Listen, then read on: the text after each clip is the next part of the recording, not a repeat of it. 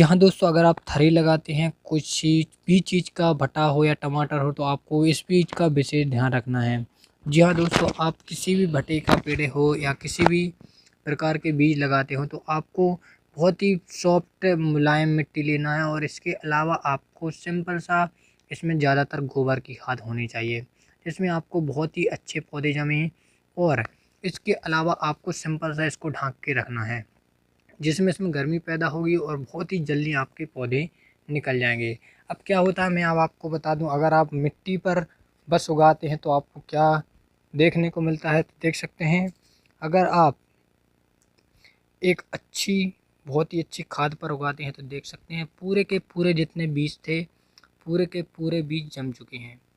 जी हाँ दोस्तों, देख सकते हैं पूरे के पूरे यहाँ पर पौधे निकल आए हैं अगर आप खाद में लगाते हैं।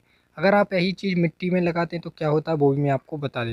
देख सकते हैं दोस्तों, मिट्टी में लगाए थे जो बीज वो मैंने बए हुए थे तो वो देख सकते हैं मिट्टी में कुछ ही पौधे निकले हुए हैं। देख सकते हैं पूरे के पूरा मैंने इसमें 2 से 3 पैकेट डाले थे तो बड़े भी इसमें बहुत ही कम निकले हैं।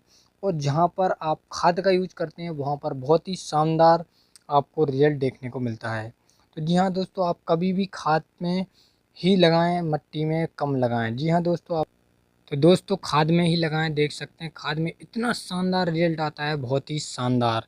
और इसके अलावा मैं यहाँ पर भी आप देख सकते हैं कि जितने मैंने पौधे लगाए हुए थे पूरे के पूरे खाद में बहुत ही शानदार तरीके से जमे हुए हैं। देख सकते हैं आपको दिख रहे होंगे यहाँ पर छोटे से टमाटर दिख रहे होंगे, यहाँ पर थोड़े थोड़े भटा दिख रहे होंगे। तो मैंने इस डेमो के लिए आपको बताया। तो भाई अगर आप यूज करते हैं, अगर आप बहुत ही अच्छा खाद तो उतनी ही अच्छी आपको उपज मिलेगी। तो आप खाद का ही उपयोग करें जब भी आप कोई भी थरा लगाएं तो भाई यही हम आपसे कहना चाहते हैं। इस वीडियो में इतना ही, मिलते हैं नेक्स्ट वीडियो में नई जानकारी के साथ। लाइक और शेयर और सब्सक्राइब जरूर कर लें। धन्यवाद किसान भाई।